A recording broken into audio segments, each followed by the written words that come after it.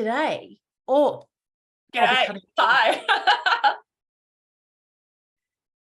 guess who I've got here today talking with me? I have Sarah Yip, and Sarah is the 1111 queen, and she's much more than that.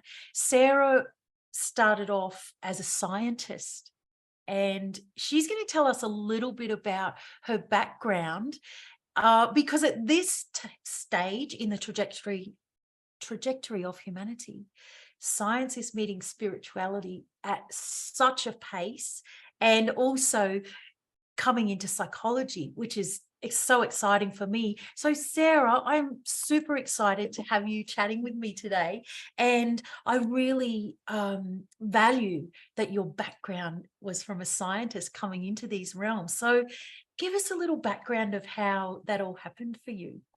I feel like an alien who's just come to Earth, and that was my welcome message. Welcome to the Earth realm. We have air conditioning now and also internet. Yeah, well, I've always been very scientific, and I never believed anything till I'd taken it apart multiple times. So I think that's just been like an innate thing. And there's a few people in my family who are sort of those mad scientist genius types. Like my dad's an inventor and an engineer, and yeah, I can't help it. I just always tinker with things and try to make them better. I think the science was a good outlet for me because I ask a lot of questions, which can be quite annoying. But in science, the more questions you ask, the smarter apparently you are. So it's this kind of suitable channel for my insane desire to know everything. And I was just one of those children who, I'd always read the Guinness Book of Records or the encyclopedia or the dictionary for fun, because you just get bored of Care Bears sometimes. I just wanted to know everything about everyone. And all I can think of, maybe I was a bit shy and I didn't always know what to say to people. And so I would just start with trivia, like, did you know you can use a banana peel to cure warts? And I was a pretty odd child, and that hasn't really changed. Wow.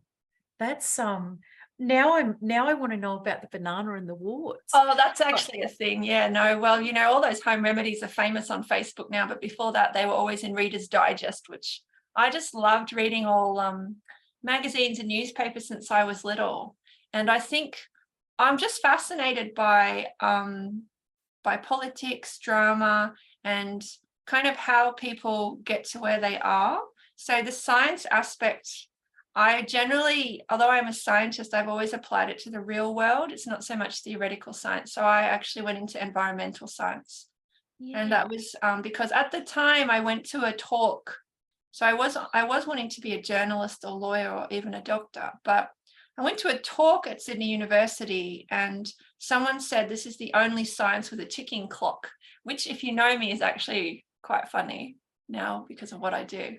But I didn't end up going to that uni, but I went to a New South Wales uni, and then it was this sort of super fad topic. Like everybody in the 90s, or was it? Yeah, it was the 90s. They wanted to save the planet. Yeah.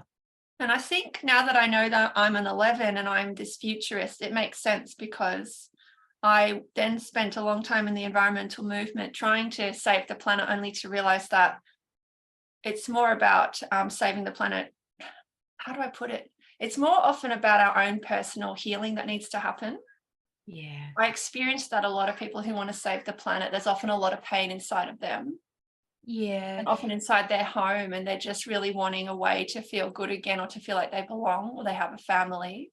And so I sort of traced it all the way back to and I ended up going into more personal growth, self-help, which is how we ended up meeting. So I just wanted to find the source of suffering, really. Nothing huge. I think just on something that you just said there about the climate and that, and I think I associate it with being an activist, and activism's okay, it's good, and some people are here to do that. But I also felt like in the journey of researching people and delving so deeply into self-awareness, where I came up with my little byline of self-awareness is the ultimate activism, because ultimately, if we are comfortable with ourselves, which takes some effort, we then whatever's going on outside of us, it matters less, or we can see why it matters to others even. Yeah. So it's so important. And Yeah, that's that exciting. detachment is something you've really taught me. There's someone constructing next to me, so I'm just trying to turn on the noise suppression, excuse me. I can't hear it at all, so it's Yeah, going well. it's definitely something you've taught me, is to be a lot more trusting of the process. That's really been so helpful. And obviously I've been studying with you how many lifetimes, gosh, but in this lifetime at least 8 years, hey, because I met, no, longer than Oh no, at least a I was decade. Over a decade. thinking, was it 2010? It was almost when I started my psychic career, and I quickly realized that if you're a genuine psychic, you need a very strong safety net, because you will get devoured energetically. So yeah, quite early on, thank God, hey, that we reconnected. Indeed, absolutely. It's been great. We've had a great path together, I reckon. Oh, we've caused a lot of trouble. We have. Nobody will ever be the same after our chats. Absolutely. It's the Aquarians are out there. So, Sarah, one of your things that I find extraordinary is the way that you do and speak of numerology. It's the way that you express, and the names that you've come up with, and all of those things to me are so exciting. It's exciting for me to hear you talk about the numbers, because you have such a unique way, but it's a way that you can retain it. I think it's really interesting, because numerology is totally useless without an open heart. And it's absolutely a weapon that can be used against people to divide and scare them into submission. And I just experienced, and I've only been doing it since 29, which was my turning point as a 2911 life path. But I just experienced very quickly that there was a lack of rigor in the way people were using it. And it really upset me, because having come from science, government, and where you have to really, you have to reference things, you have to actually explain how you came to a conclusion, you have to document things. And I came into the psychic industry and I expected a little bit, but it just felt like fully Wild West. And I thought, I don't know, I just need to get my water pistol out and just straighten it up a bit. That's something that I noticed early on, was that I used to get tricked by it as well, was that I thought that people who were spiritual or able to connect, intuitive, psychic, all of those things, mediums, I mistook it, that they were self-aware. But of course, you come to discover that we've got self-awareness and also this inherent ability to connect to our intuition and our psychic abilities. But if they're not going together, I think that's where it can get a bit messy. Yeah. So Dawnhill calls it spiritual maturity, which is what I've used for now, very similar to what you talk about, self-awareness and integrity. And so psychic development can be taught. It's obviously a skill of being able to read patterns. However, you also develop it through life-threatening situations or trauma, like police people, nurses, anyone who's worked at the cutting edge or life and death. They have a level of psychic ability because it's necessary to stay here. But then actual spiritual maturity, which is your character integrity and how you use things, as I say, it can't be taught. It's a choice. And it's something you have to learn through modeling and maybe a bit of feedback and karma. And it's really just that decision that, like they say, you'll use your powers wisely. And it's not like it is automatic. It's just something that comes with experience, which is why I encourage people who learn with me or come into my field is to just get the experience, because you can't just learn numerology from a book or an online thing. It's just like learning a language. When you meet someone in real life, they're still going to look at you weird, because there has to be that, like, it's almost like a lifestyle or a culture. It's a bit more complex than the overview that we could give someone based on their path, for example, their life path, isn't it? Only the Because we're all so 25% of their whole chart. Yeah, I mean, the Yeah. life path is just really 25%. It's just the head and shoulders. Yeah. And you can get people who go, every single thing in their life is now related to their life path, and it just can get messy very fast. And so I think it's important to learn numerology from people who practice it in the field. But that said, I'm definitely, I have a lot of gaps in my knowledge, and I'm still trying to fill those through people's help. So I think just a level of humility and a good sense of humor is just a good sign with anyone in the spiritual field. So you've got a program called World Changes. How do you use numerology in that? And tell us about that program. Interview about World Changes. I've only just realized that. I was a bit sheepish about it because it's my special little baby I've been working on for like at least several years. I've been working towards this. So I've always wanted to teach founders and future founders numerology so they can change the world, and especially people who are from a background of censorship or repression or discrimination. Obviously, a little bit of self-interest there. So it was just like this amazing experience to launch it last October and do my beta test for 7 months with maybe 10 or 12 women. And now I've doubled that in this next intake. And essentially we just, we throw everything at them to help them go the distance and also have joy and abundance and community. So, you know, we do the personal chart, we look at the 12-month forecast, we look at their business numerology, their palmistry. Those are things that, although people have them done, it's not always applied in a professional setting.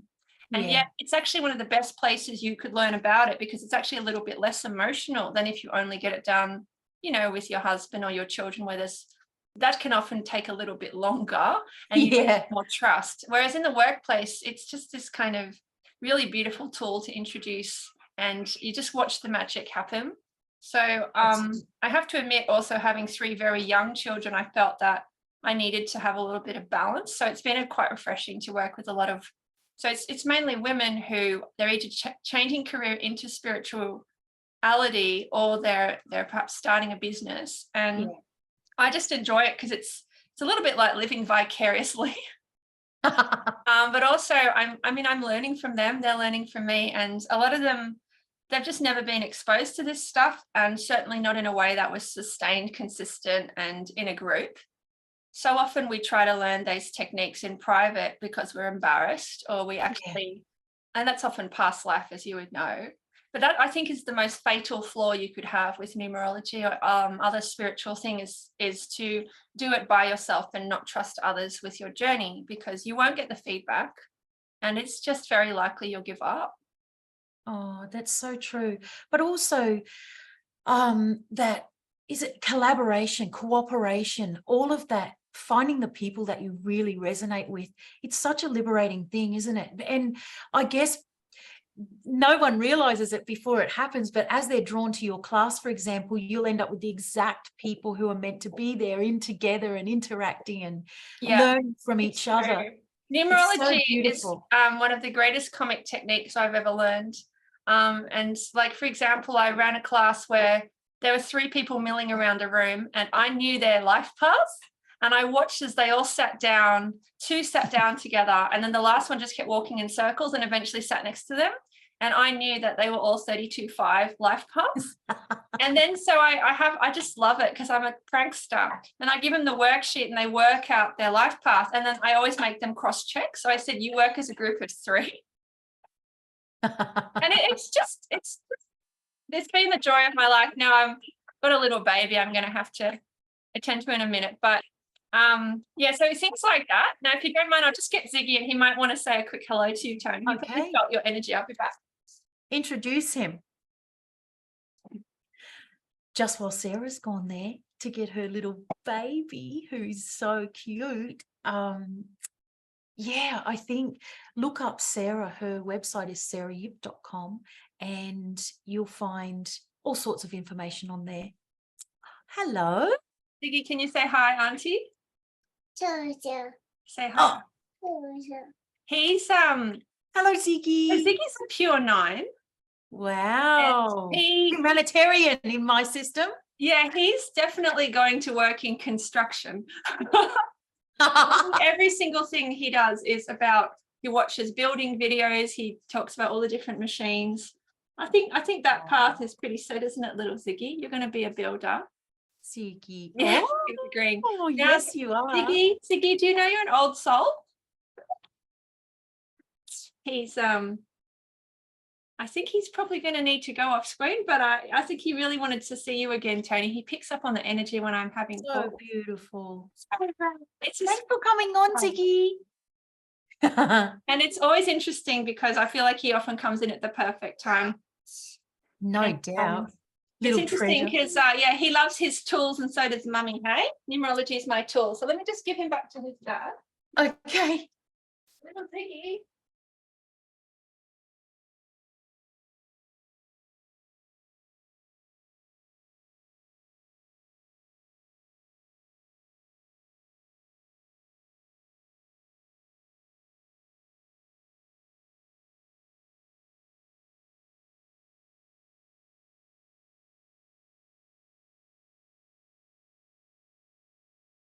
So I have to be honest, I think numerology is one of the best things that a parent could learn, because you're sitting there for hours watching your child. And when you know their numbers, I just feel like things don't build up as much as they would otherwise, because you're less likely to compare them to you. And then you've got that sort of opportunity to maybe research people with your child's life path. And that's like a more productive use of your, thinking. Yeah, absolutely. It's absolutely a gift for parents to understand their kids at the outset. And well, obviously, people start with themselves, don't they? They can look at themselves, their partner, their kids.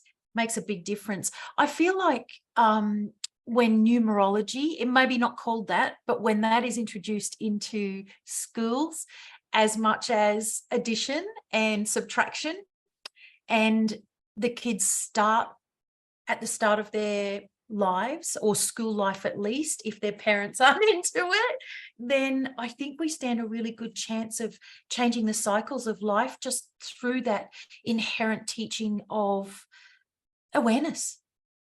Absolutely. And I actually have a dream too.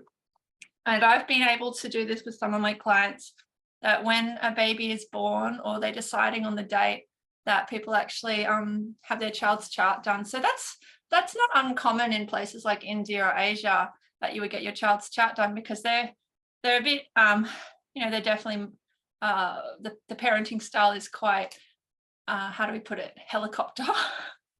Yes. And it's that tiger mother thing. And so they don't really want to leave anything to chance. Yeah. However, there can be a level of superstition as well with that type of energy. And like we talked about with spiritual maturity, you've got to allow still for free will and all these beautiful things. Yeah. Yeah, for I sure. love being able to work with children from birth. And with my children, one of them, the umbilical cord was still attached, and I read his hand. Ah, did Help you? myself, because I was, labor, it's a thing. And then I went, oh, but you know what? I get to read a new hand today. How sweet. And so just to Palm, be able to do palm. that, and then to decide their names, because I didn't formalize any of their names with them and their dad and the government until they're a few weeks old, so that I could balance their charts against their date of birth grids. Amazing, Sarah. And Wow. that was also with the babies' input. The babies were very strong in what names they wanted and sent us a lot of signs. And I had arguments with my oldest about his middle name. Like, as a newborn, we did the past life regressions, and he's having full telepathic debates with me. So Yeah. I know not everyone has that experience, but it's interesting because more and more people are having it. And Yeah. not sure what to do or who they can talk to. And I think, Yeah. well, that's probably a whole new direction for both of us as healers and numerologists. Yeah, absolutely. And I think especially with you being an actual mother of these new incredibly connected kids, I think that there's so many mothers of these little kids, or young people even, who really need direction. Some of them, Well, I mean, I believe that it sounds really strange, and I've had to just play with this, but I believe that without numerology, they'd be okay, because I find like if I get too tight about it, it becomes a bit like saving the planet, and I start to get really stressed. But then at the same time, I do think it makes it easier. I think the ones who reach out for answers, they'll find you, or they'll find a way that they get to understand their kids. Well, I just find in general that they just get referred. Yeah. And that's beautiful. I think that's also though why I need to train more people in this kind of thing. But like as an example, because I've studied a lot of famous people and that's all on my website, I'll often get a famous people pop in when I meet someone, then I often find they have the same life path. So that's something that I totally want to turn into something bigger. Yeah. You know, the other day I was meditating, and then Steve Irwin's energy came in, and I worked with him on a class not too long ago, energetically, and he was talking to me about a little boy who is just someone I know, and he said, "Oh, this boy's just like me. You really need to tell his mum. His mum needs to know. It's going to help her so much." And I went, "Okay." So obviously, when a spirit comes in, it's not always true. So I do all my quality control checks, which there's a few different things. I make the spirit jump through a few hoops. Sounds strange, doesn't it? But anyway, so I got to the point where it seemed legit. So I contacted the mum and we did the numbers, and the kid was the same life path as Steve. And there's a lot of things in common. And he's just turned 6, which is this turning point as a 24/6. Oh, so was Steve Irwin a 24/6?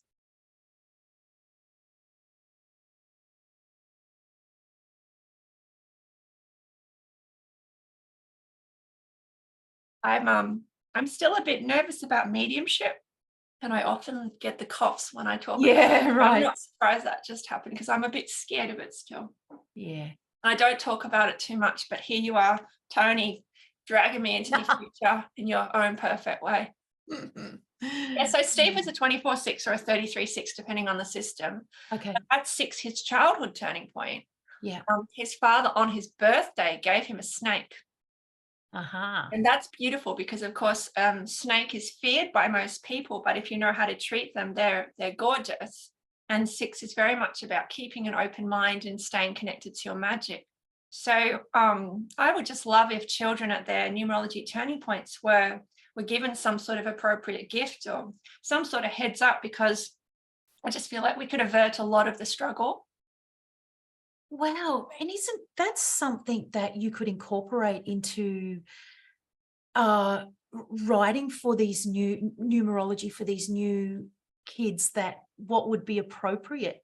Not it doesn't have to be set in stone, but there would be areas that people could focus on to give to their child, because most of the kids' turning point is in childhood now, isn't These it? ones are, excuse me, I've still got it's a bit scary to talk about these things because in the end it is someone's child. Like, I'm really aware, and you don't want to overreach, but it's I've seen the benefits over thousands of readings, and it's hard to shut up, but it's like I'm still very conscious that you don't want to interfere with free will. Yeah. Oh, I think if you just trust it, it'll be going the right information to the right people, the right kids. Oh, look, in the end, if you really compare it to any of the marketing out there, it's pretty mild. Just look at what's on YouTube, right? Buy this, buy that. I'm like, yeah, well. Okay. So, gosh, what's coming up for you as far as offerings for people who want to train with you, people who want to learn more from you and what you do with, particularly with maybe family dynamics or the kids, or even more, maybe the world changes? How do they get in touch, and what is offering at the moment? So yeah, just my website, sarahayip.com, on my socials, Facebook, The Numbers Queen, or Instagram, sarahayip1111. I've just updated 2 classes. So Why Your Child Chose You, which is my family numerology webinar, and that helps you to do your child's chart. It has a template. I just updated that with a new call in the last month. I've also just updated my 2023 forecast with some energy tips for the rest of 2023. There's also a beautiful meditation where you get to be a god or goddess. Oh. And then we talk a bit about AI and climate change and the things that people are stressing over.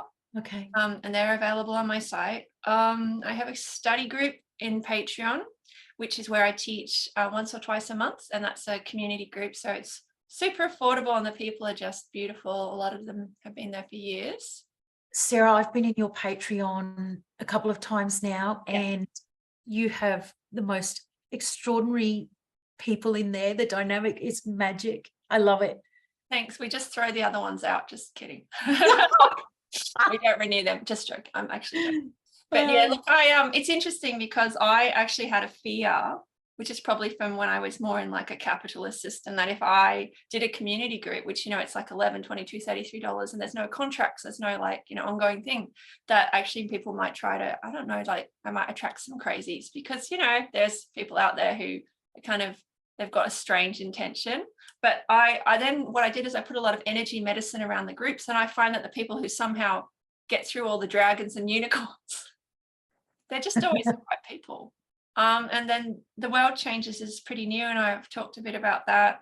Yeah, look, I feel like there's a few things on the horizon and I can't quite see them, but obviously that's why it was so nice to have that chat with you before. I just feel like probably just more collaborations. I've got a long list of people I'd like to interview.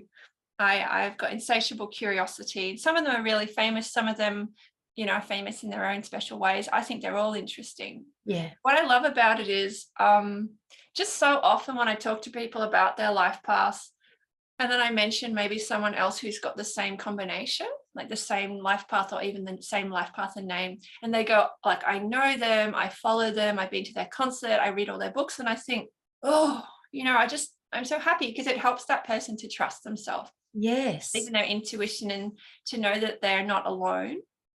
Yeah, not alone. And also I think people often maybe devalue themselves and put others on a pedestal. And then when you see that you're so similar to someone that maybe they look up to, it can help them lift their own esteem. So that actually happened to me. So when I realized I was a 2911 life path, which was around 29, and I looked up, I actually have a long list of famous 11 life paths, like hundreds and hundreds, who I've researched what happened at their turning points at 29 and 38. And there were so many things in common with the 2911s. And I just knew that I would be successful in the personal growth space. And there was a certain way I could do it.